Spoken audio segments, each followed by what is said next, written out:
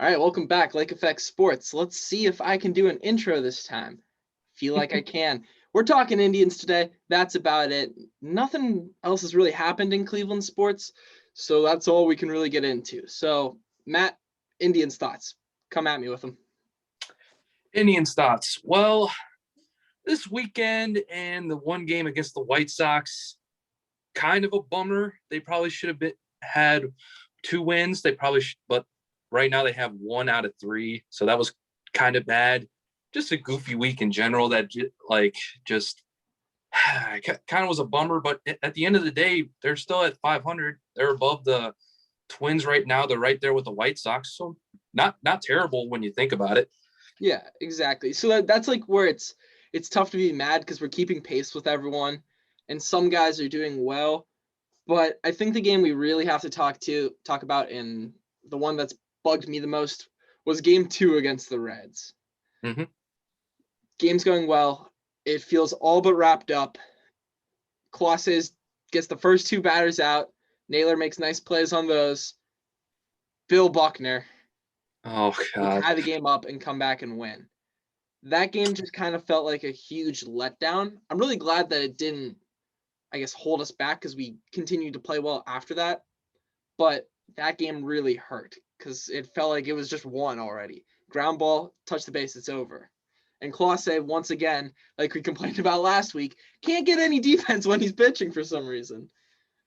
Yeah, this has been going on for about a week and a half of just random boneheaded fielding mistakes, like Yu Chang with the throwing error, Josh Naylor with what happened, and Andres Jimenez, a ball just eats him up, and then it just causes an unnecessary base runner to be on first. It's like, for some odd reason, he just has not had the fielding behind him, and it's just at the worst times because he's the closer. And the thing is, it's not like the defense has been bad this year. I don't think it's really been great. There hasn't been any plays where I was like, wow, that was unreal. But they've just been pretty consistent day in, day out, except when Clausse comes on the mound. Yeah, That's what's so weird about it. Yeah, it's just so random because they're more routine plays. Like Andres was a routine ground ball.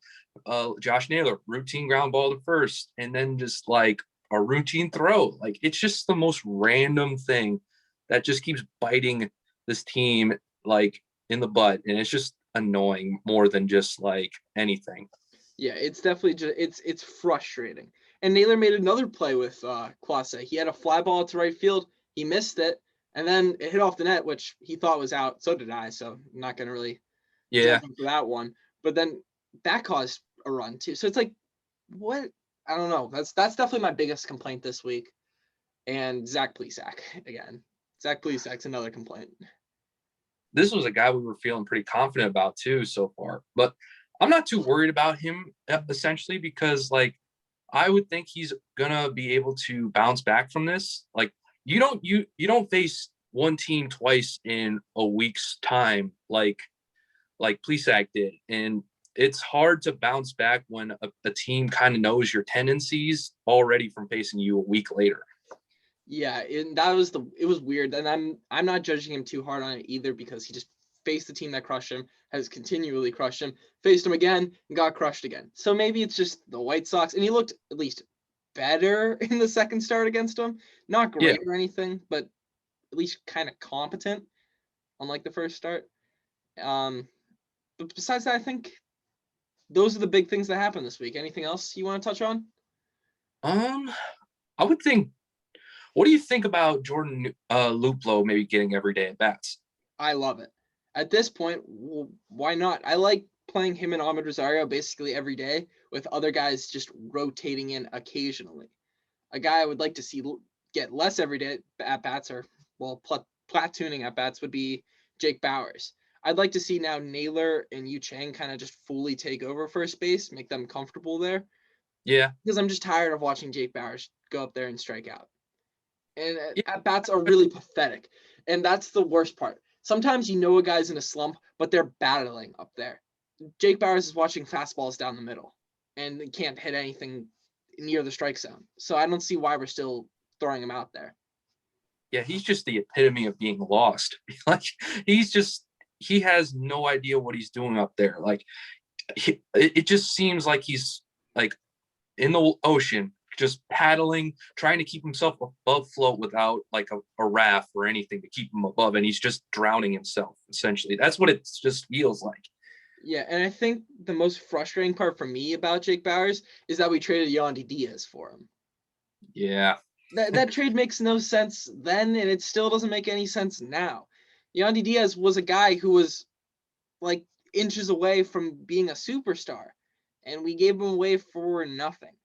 And I know he didn't really have a position because they wanted to start making Jose the everyday third baseman, but you had to find somewhere to play him. And I'm just disappointed we couldn't find that with him. Yeah, the Yandy Diaz thing, he was in a tough spot because his primary position was third base. Jose was in the way. And at the time, I think like Yonder Alonso was in his way at first if they wanted to put him there.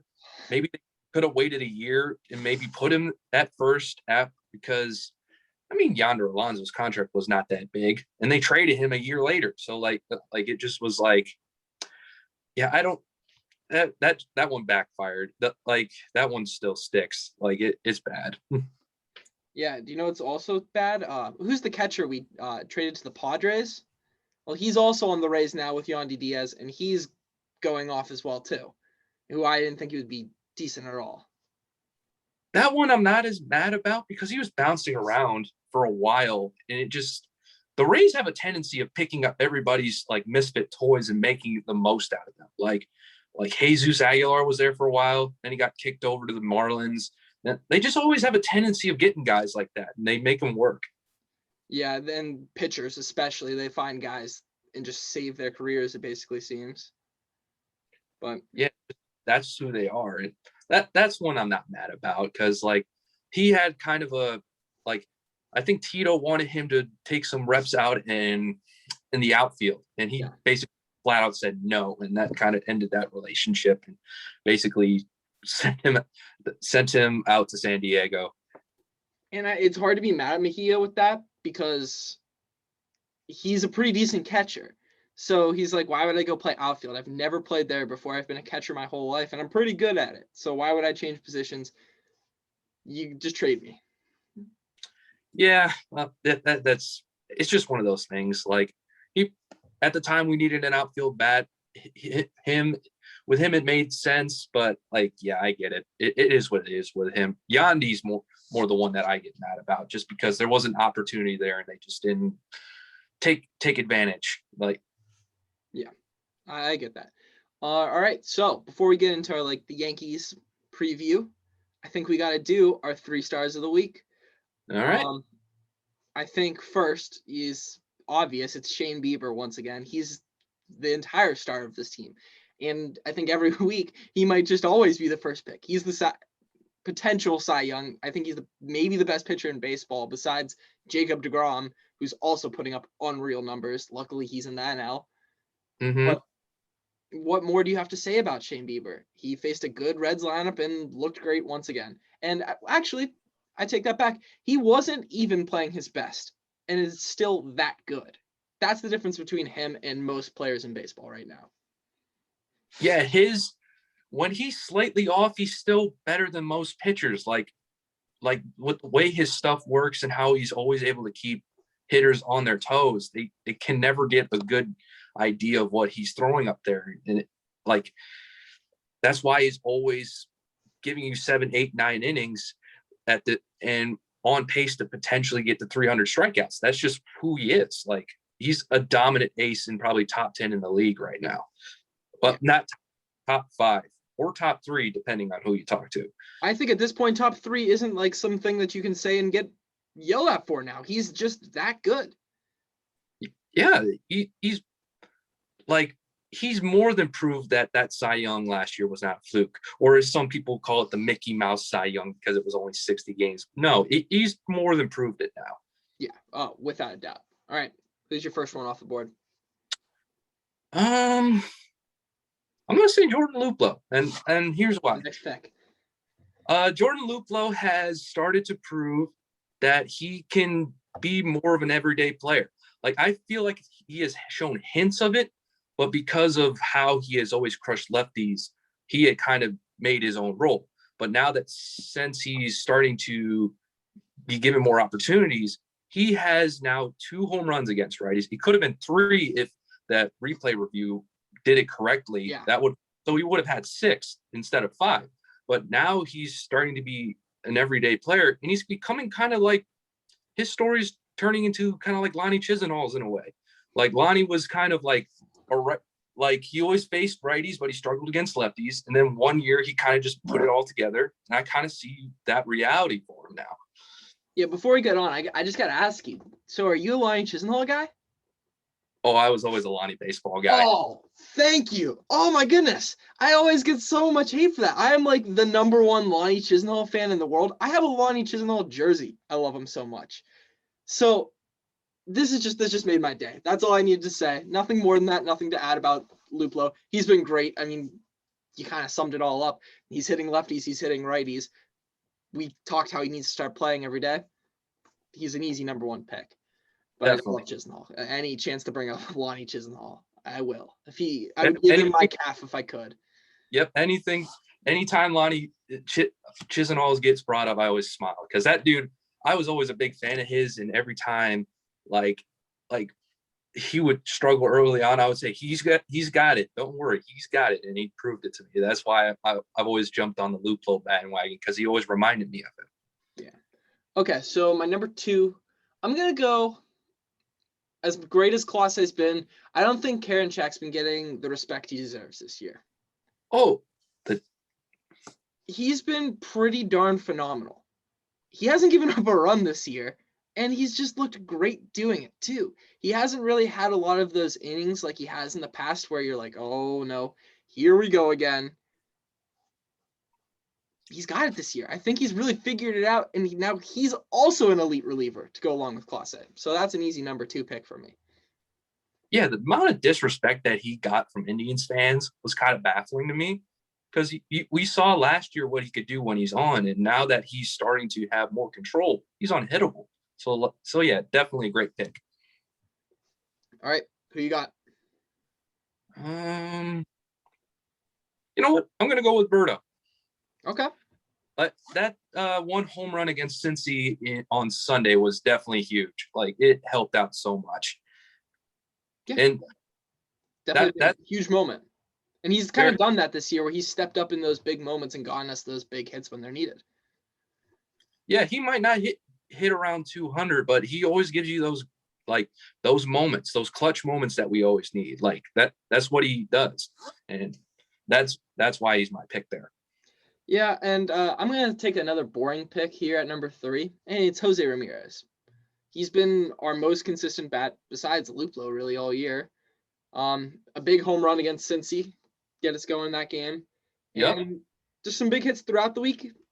Kind of over his slump now. Still not really red hot or anything, but there wasn't a lot of stars this week to pick from. Like last week, it was like, who do you choose from? Now it's like, yeah, this guy didn't suck this week. Let's pick him.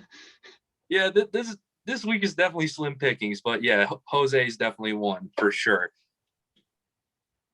All right, your last pick. What do you got? Yeah, I will go with let's go with Savali. I think that would have been my next pick if I had to give one. So it seems like we're basically on the same wavelength of these guys didn't suck this week. Yeah, he's been undefeated so far, and he's gave you those 6-7 innings consistently so far this year. I'm pretty excited to see him tonight against the Yankees, where it's a little bit different now. Like, this is a team that can take you yard, and let's see if some of those long fly balls still stay in the yard tonight. And then I'll start to judge Savali a little more. This is his biggest start of the year for me. For sure. But I think he's got a good chance. I saw a graph that was like the Yankees ground ball rates. I saw that was like Giancarlo had like 58% ground ball rate. Like Clint Frazier was at 40. Like 48 was like Aaron Judge. So I think he'll definitely keep the ball on the ground, just because the Yankees have been just putting it in the dirt pretty much the entire year so far. Yeah, so hopefully he can do that. And let's kind of just talk about this Indians-Yankees series. I think the matchup everyone's waiting for is Saturday night.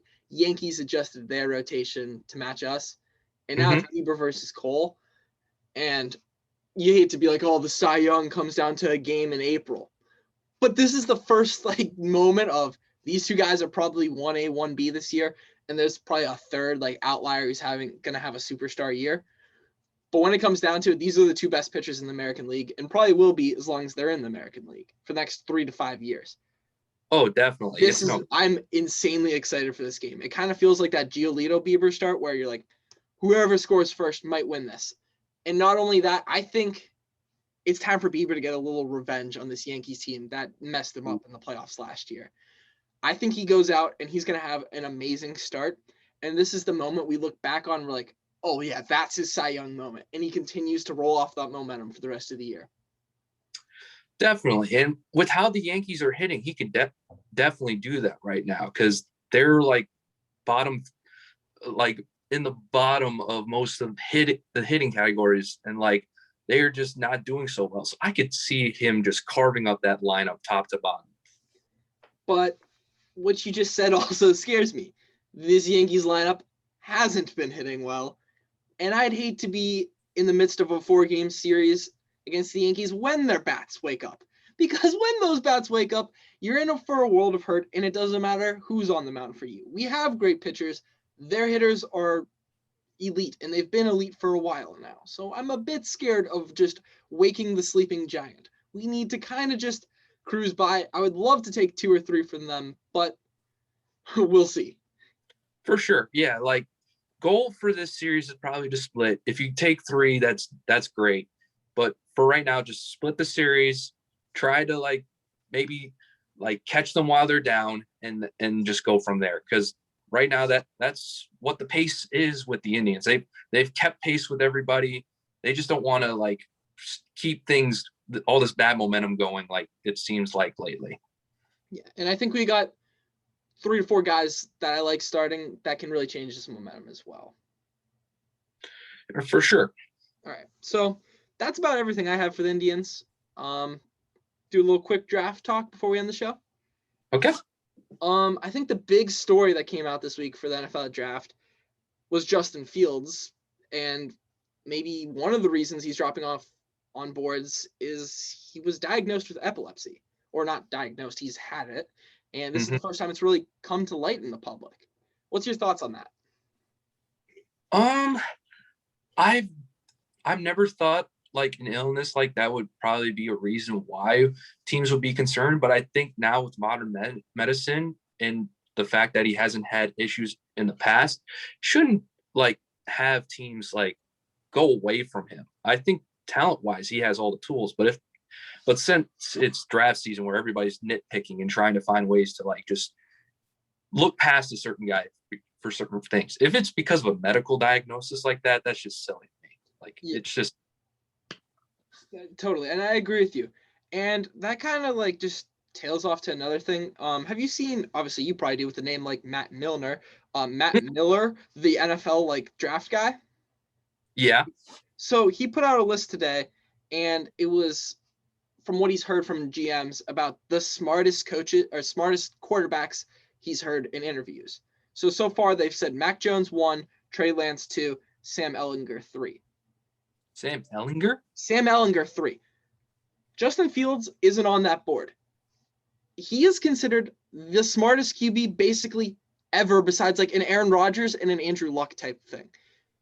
He was tested. There's a big test to it's an aptitude test, and it's not the Wonderlic. It's a different one. Justin Fields scored the very highest, and this is all pro athletes in like a bunch of different sports. They've been taking this test since 2012. He scored the highest ever. Basically, what that means when you see this score, if you score above 100, you're a really smart guy. Patrick Mahomes scored 108. Josh Allen scored 108. If you score over 100, if you're given just a nice, easy playbook, you'd read over it, and by the end of the day, you'd understand it.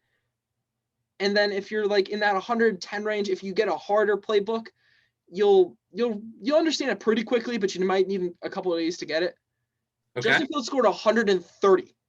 This basically means when he sees a playbook, he understands it. He doesn't have to show up at like a facility at 4 a.m. and grind like other guys. He gets it. He sees it first try. He gets it. So when people say he's not smart enough to make these reads, it's just dumb. He's a 4.0 student his whole life, like a 30 basically on his ACT. I don't understand this Justin Fields' dumb take. It's wrong. It's wrong. And in my opinion, it's racist. That's the only reason. They're trying to lead up Mac Jones as this great guy. He's got character issues out the wazoo. I don't care if people are stepping up to defend him. He's done racist things in his past, and I can't wrap my mind around drafting Mac Jones. He's just not a good dude. Sometimes the most obvious thing is the most plain thing seen, because like there's no way he should be dropping at all. He should be the second overall pick, probably by the Jets. But at this point, I'm probably happy that he's falling, because he falls to a better team and probably will have a better career. But still, at the same time, it's like, is this all about racial bias? Because at this point, it is. That's just what it has become at this point, where all these different people are just trying to nitpick him to death, while Mac Jones is being propped up as the next Tom Brady, essentially. And it's just silly. Like, it's silly. That's exactly what it is. And like, just me personally, if you get a DUI, that's not like, oh, you're a kid, you should know better. That's not, it's just like, it's dumb. You getting a DUI for me is like a one strike thing. Yeah. I personally believe like if you get a second, you should never even have your license again. You're putting people's lives at risk. And that's the guy you want to trust to lead your team. And I'm sorry, it's a rant, and I don't like to do these with the show, like kind of keep things like just about sports. And I haven't done that today, but it's been bugging me so much that it has to be, it's a racism thing at this point. It's racially motivated that Justin Fields is falling in draft boards, because it's not his arm. He's got a much better arm than Mac Jones. It's not really production. Was one of the best quarterbacks in recent memory for me in college football. What is it with him now? And the only other excuse is, oh, he's an Ohio State quarterback. He's nothing like any Ohio State quarterbacks, and there's a reason he went to Georgia first. Ohio State doesn't get those guys. I'm tired of the slander of Justin Fields. Same. Like, it's just baffling to me that everybody just tries to like tear this man down, while he's definitely like in the top two next to Trevor, and yet Wilson, Mac, and maybe the one Texas A&M guy is better than him. It's just beyond ridiculous at this point. Yeah.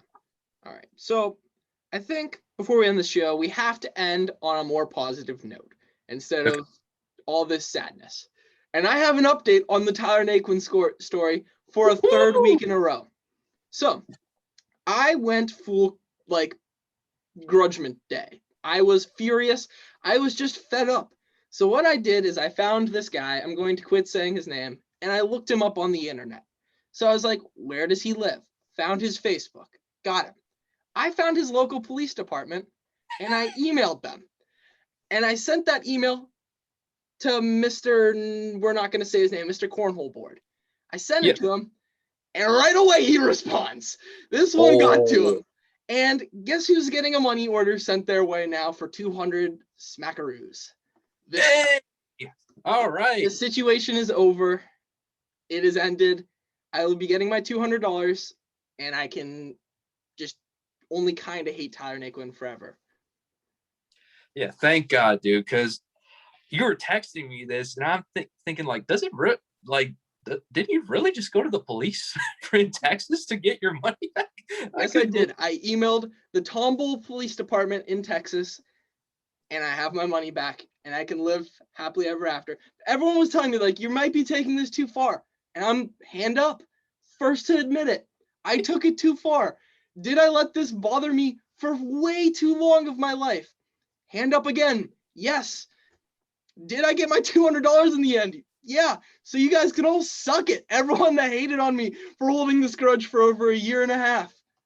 I came out on top. This is like a top 5 moment of my life that I held a grudge for this long and got my money back. That's awesome, man. Well, thank God that it was finally resolved because it was getting bad.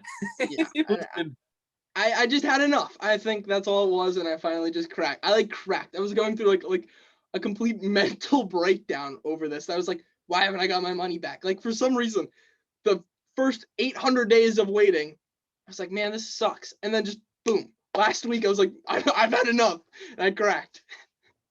Yeah, I was in the middle. I was watching my sister's like soccer game. Like she was in the championship, and I just noticed you. Like I just texted the chief of police or whatever, and I'm just like, what? Yeah.